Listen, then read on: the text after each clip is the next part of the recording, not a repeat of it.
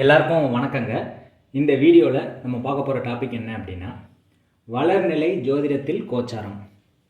அதாவது நார்மலாக நீங்கள் பிறந்த கால கிரக அமைப்பு இருக்கும், அது வளருது அப்படிங்கிறது பேர் தான் வளர்நிலை ஜோதிடம். வளர்நிலை ஜோதிடம்னா என்ன? நீங்கள் பிறக்கும்போது குரு சிம்மத்தில் இருக்குன்னு வச்சுக்கோங்களேன். அது ஒவ்வொரு 12 வருஷத்துக்கு ஒரு தடவை கட்டத்தை மாற்றி மாற்றி டிரான்சிட் ஆகும். அப்போ இப்போ கரண்ட்டில் குரு இந்த ஏஜில் எங்கே இருக்குது அப்படின்னு பார்க்கணும். இதே மாதிரி எல்லா கிரகத்துக்கும் பார்க்கணும். இந்த வீடியோவில் குரு, சனி, ராகு, கேது இந்த 4 கிரகங்கள் வளர்நிலையில் எங்கே இருக்குது அதை போட்டுட்டு கோச்சார கிரகம் இன்றைக்கி கிரக நிலவரம் எப்படி இருக்குது இதை வச்சு நம்ம பலன் பார்க்க போகிறோம். இந்த வளர்நிலை ஜோதிடத்தை பற்றி எந்த யூடியூப் சேனல்லையும் யாரும் சொல்லலை. பிறந்த கால கிரகத்தையும் கோச்சாரத்தையும் கம்பேர் பண்ணி தான் எல்லோரும் பலன் சொல்லியிருக்காங்க. ஆனால் வளர்நிலை ஜோதிடத்தை வச்சும் நம்ம ப்ரிடிக்ஷன் சொல்ல முடியும். அதை தான் இன்றைக்கி நம்ம பார்க்க போகிறோம். இதுக்கு நீங்கள் தெரிஞ்சுக்க வேண்டியது என்னென்னா, பிறந்த கால கிரக அமைப்பு வேணும் ஃபஸ்ட்டு, கோச்சார கிரக அமைப்பு வேணும். அதாவது கோச்சாரம்னா இன்றைக்கி இருக்கக்கூடிய கிரக நிலவரம். இது பிறந்த கால கிரக நிலவரம். இந்த பிறந்த கால கிரக நிலவரத்தை ரெட் கலரில் போட்டிருக்கேன். கோச்சார கிரகத்தை வெளியில் கட்டத்துக்கு வெளியில் நான் போட்டிருக்கேன். அப்போ கோச்சாரமும் பிறந்த கால கிரகமும் வேணும். ஃபஸ்ட்டு ஒரு சம்பவம் எப்போ நடக்கும், என்ன மாதிரி சம்பவம் நடக்கும் அப்படின்னு தீர்மானிக்கிறதுக்கு வளர்நிலை ஜோதிடம் பயன்படுது. இது நாடி ஜோதிட முறை யூஸ் பண்ணி பார்க்கக்கூடிய வளர்நிலை ஜோதிட முறை. இதுக்கு நீங்கள் தெரிஞ்சுக்க வேண்டியது என்ன அப்படின்னா, இப்போ சனி ஒரு ரவுண்டு சுற்றி வர்றதுக்கு 30 வருஷம் ஆகுது. 12 ராசி கட்டத்தை மொத்தமாக சுற்றி வர்றதுக்கு 30 வருடங்கள் எடுக்குது. அதனால் சனி ஒரு கட்டத்தில் 30 வருடங்கள் இருக்கும். அதுக்கு அடுத்து தான் அடுத்த கட்டத்துக்கு மூவ் ஆகும். இதுக்கு பேர் தான் வளர்நிலை ஜோதிடம். அடுத்து குரு ஒரு டோட்டல் ராசி மண்டலத்தை சுற்றி வர்றதுக்கு 12 வருஷம் டைம் எடுத்துக்குது. அப்போ ஒரு ராசி கட்டத்தில் 12 வருஷம் குரு இருக்குது. அடுத்து 12 வயசுக்கு மேலே அடுத்த கட்டத்துக்கு குரு வந்துடும். அதுக்கடுத்து 24 வயசுக்கு மேலே இங்கே வந்துடும் குரு. இப்படி குரு ஒவ்வொரு கட்டமாக டிரான்சிட் ஆகி போயிட்டே இருக்கும். அப்போ நீங்கள் எந்த ஏஜில் இருக்கீங்களோ அந்த ஏஜில் இந்த குரு எந்த கட்டத்தில் இருக்குது, சனி எந்த கட்டத்தில் இருக்குது, ராகு எந்த கட்டத்தில் இருக்குதுன்னு பார்த்து அதையும் கோச்சாரத்தையும் கம்பேர் பண்ணி பலன் சொல்லணும். இப்படி சொல்லும்போது பலன்கள் 90% மேலே அக்யூரேட்டாக வருது. இது ஆய்வின் காரணத்தினால நான் இதெல்லாம் போட்டிருக்கேன். இதை நீங்களும் உங்கள் ஜாதகத்தில் செக் பண்ணி பார்த்துக்கலாம். வளர்நிலை ஜாதகம் எந்த அளவுக்கு ஒர்க் ஆகுதுங்கிறத நீங்கள் செக் பண்ணி பார்த்தா தான் தெரியும். சும்மா சொல்கிறத கேட்டுட்டு இருந்தால் வேலை நடக்காது. அப்ளை பண்ணி பாருங்கள். அதே மாதிரி ராகு கேது பார்த்தீங்க அப்படின்னா, ஒரு ராசி மண்டலத்தை மொத்தமாக சுற்றி வர்றதுக்கு 18 வருஷம் தேவைப்படுது. அதனால் ஒரு கட்டத்தில் 18 வருஷம் ராகு கேது இருக்கும். இருக்கிற கட்டத்தில் 18 வருஷம். 18 வருஷத்துக்கு அப்புறம் அடுத்த கட்டத்துக்கு ராகு டிரான்சிட் ஆகும். அப்போ சனி ஒரு கட்டத்தில் 30 வருஷம் இருக்கும். 30 வருஷத்துக்கு அப்புறம் தான் அடுத்த கட்டத்துக்கு மூவ் ஆகும் வளர்நிலையில். குரு ஒரு கட்டத்தில் 12 வருஷம் இருக்கும். அதுக்கடுத்து அடுத்த கட்டத்துக்கு மூவ் ஆகும் 12 வருஷத்துக்கு அப்புறம். ராகு கேது ஒரு கட்டத்தில் 18 வருஷம் இருக்கும். அதுக்கு அடுத்த கட்டத்துக்கு மூவ் ஆகும். இப்படி இந்த மெயினான வருட கிரகங்களுக்கு மட்டும் நான் எப்படி வளர்நிலையில் பலன் சொல்கிறது அப்படிங்கிறத நான் சொல்கிறேன். ஓகே, இது ஒரு உண்மை ஜாதகம் தான். இந்த பலன் விளக்குறதுக்காக இந்த ஜாதகத்தை நான் போட்டு ராகு கேது சனியை மட்டும் வச்சு கோச்சார கிரகத்தோடு கனெக்ட் பண்ணி எப்படி பலன் சொல்கிறது, எப்படி பலன் நடக்கும் அப்படிங்கிறத பார்ப்போம். இப்போ நீங்கள் தசா புத்தியை வச்சு நீங்கள் பலன் சொல்கிறீங்கன்னா அது 100% மேட்சிங்காக வராது. நீங்கள் நடைமுறையில் செக் பண்ணி பார்த்தா தான் நான் சொல்கிறது உண்மையாக பொய்யான்னு தெரியும். உங்கள் ஜாதகத்தையே எடுத்து பாருங்கள். தசாபதியை வச்சு நீங்கள் செக் பண்ணி பார்த்தா தப்பாக வரும். இந்த வளர்நிலை ஜோதிட அமைப்பு மூலிமா பார்க்கும்போது ஓரளவுக்கு அக்யூரேட்டாக வருது. அதனால தான் நான் இதை உங்களுக்கு தெரிஞ்சுக்கணுங்கிறதுக்காக நான் போட்டிருக்கேன்.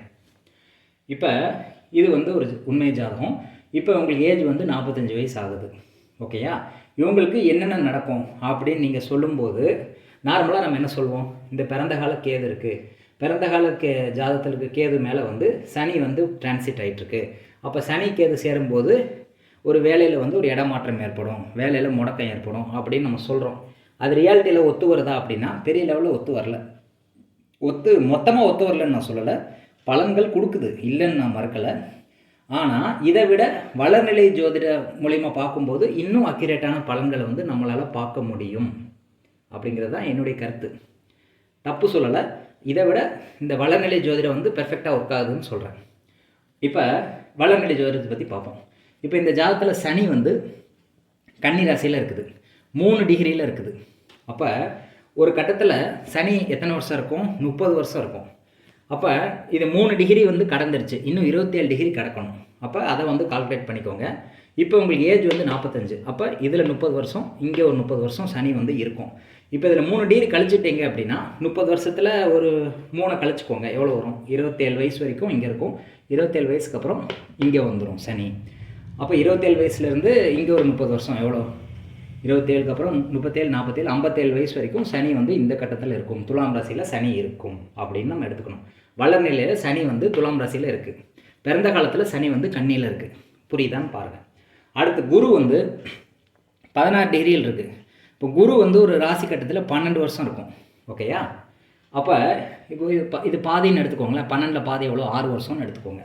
அப்போ 6 வயசு வரைக்கும் வந்து குரு வந்து சிம்மத்தில் இருக்கும். அதுக்கப்புறம் ஒரு 12 வருஷம், அதாவது 18 வயசு வரைக்கும் கன்னியில் இருக்கும். 18லேருந்து ஒரு 12 வருஷம் எவ்வளோ? 30 வயசு வரைக்கும் பார்த்திங்கன்னா இங்கே இருக்கும், துலாமில் இருக்கும் குரு. அதுக்கப்புறம் 42 வயசு வரைக்கும் பார்த்திங்கன்னா துலாமில் இருந்து விருச்சிகத்துக்கு வந்துடும். குரு வந்து விருச்சிகத்தில் இருக்கும் 42 வயசு வரைக்கும். இப்போ இங்கே 45ங்கிறதுனால 42 வயசுக்கு அப்புறம் வந்து குரு வந்து இங்கே வந்துடுது, தனுசுக்கு வந்துடுது. அப்போ வளர்நிலையில் குரு வந்து தனுசு ராசியில் இருக்குது. பிறந்த காலத்தில் குரு வந்து சிம்மத்தில் இருக்குது. அப்போ சனியை பற்றி சொல்லிட்டேன், குருவை பற்றி சொல்லிட்டேன். புரியுதான்னு பாருங்கள். புரியலன்னா திரும்பவும் நீங்கள் வந்து இந்த வீடியோ கேளுங்க. இப்போ ராகு கேது வந்து ரிவர்ஸில் ட்ராவல் ஆகும். மற்ற கிரகங்கள் வந்து இப்படி ட்ராவல் ஆகிறதுனால இப்படி பார்த்தோம். இப்போ ராகு வந்து ரிவர்ஸில் ட்ராவல் ஆகிறதுனால ராகு என்ன சொன்னேன், ஒரு கட்டத்தில் 18 வருஷம் இருக்கும். அப்போ இது 7.5 டிகிரியில் இருக்குது. 7.5 டிகிரினா அது கொஞ்சம் கழிச்சுக்கோங்க.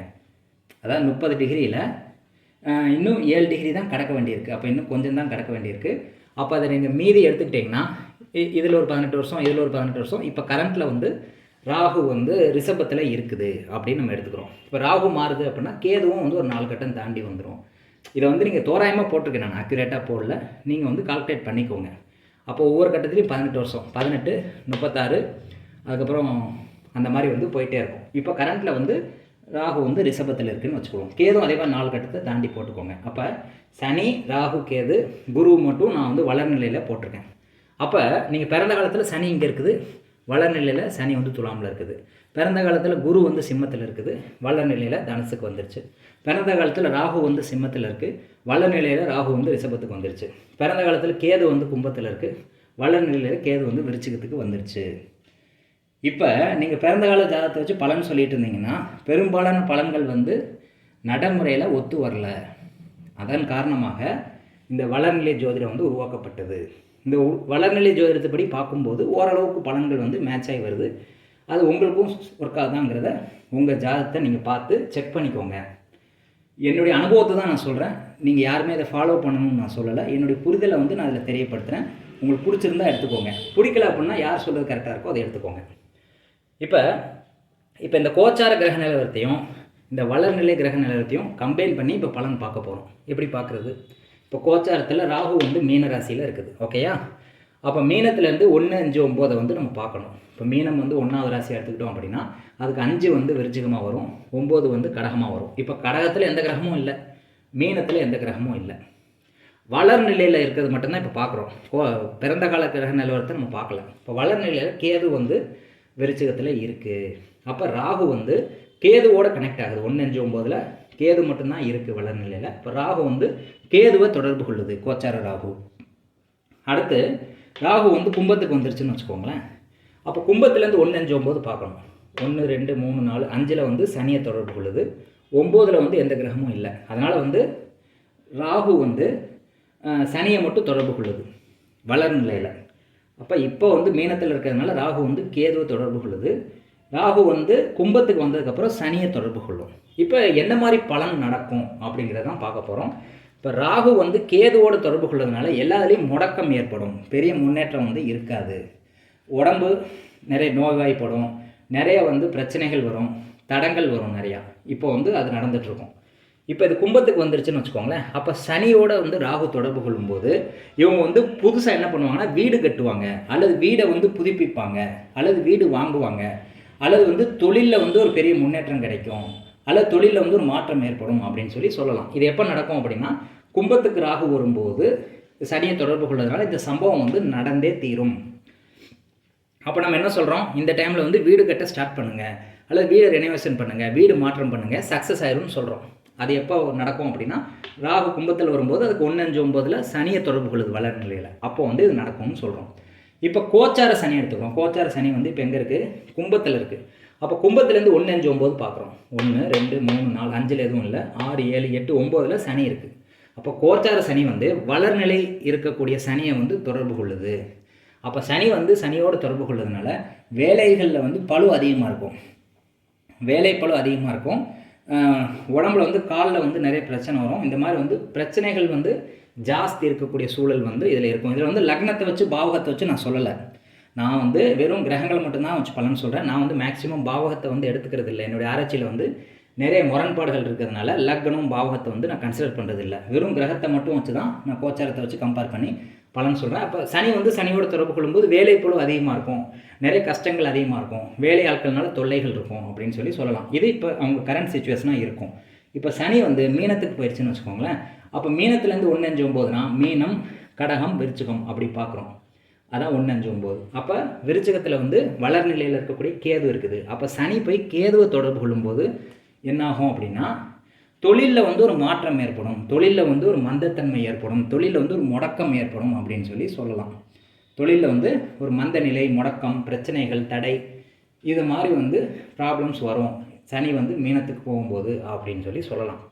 இப்போ குருவை பார்க்குறோம். கோச்சார குரு வந்து இப்போ வந்து எங்கே இருக்குது? ரிஷபத்தில் இருக்குது. இப்போ ரிஷபத்துலேருந்து 1-5-9 பார்க்குறோம். ரிஷபத்திலே வந்து ராகு இருக்குது, வளர்நிலை ஜாதகத்தில் பார்க்கக்கூடிய ராகு இருக்குது. அதுக்கப்புறம் பார்த்தீங்கன்னா 5 1 2 3 4 5ல் வந்து எதுவும் இல்லை. நம்ம வந்து இதை பார்க்கல, பிறந்த கால சனியை வந்து பார்க்கல. அதாவது வந்து வளர்நிலையில் இருக்கக்கூடியது மட்டும்தான் பார்க்குறோம். அப்போ 1 5 6 7 8 9ல் எதுவும் இல்லை. அப்போ ராகு வந்து தொடர்பு கொள்ளுது. குரு வந்து வளர்நிலை இருக்கக்கூடிய ராகு வந்து தொடர்பு கொள்ளுது குரு. அப்போ அது என்ன சொல்கிறோம் அப்படின்னா இப்போ உங்களுக்கு வந்து வருமானத்தில் வந்து ஒரு முன்னேற்றம் கிடைக்கிறதுக்கு வாய்ப்பு இருக்குது அப்படின்னு சொல்கிறோம். அல்லது வந்து இவங்க கடன் வாங்கக்கூடிய சூழல் ஏற்படும் அப்படின்னு சொல்கிறோம். அதே மாதிரி வந்து சர்ஜரி நடக்கிறதுக்கு வாய்ப்பு இருக்குதுன்னு சொல்கிறோம். அதாவது ஏதோ ஒரு வகையில் வந்து தொற்று வர்றதுக்கு வாய்ப்பு இருக்குது அப்படின்னு சொல்கிறோம். அப்போ அதாவது 3 விஷயங்கள் சொல்கிறோம். குரு இது வந்து பெண் ஜாதகம், அதை ஞாபகம் வச்சுக்கோங்க. ஆண் ஜாதகமாக இருந்தால் அது பலன் மாறுபடும்.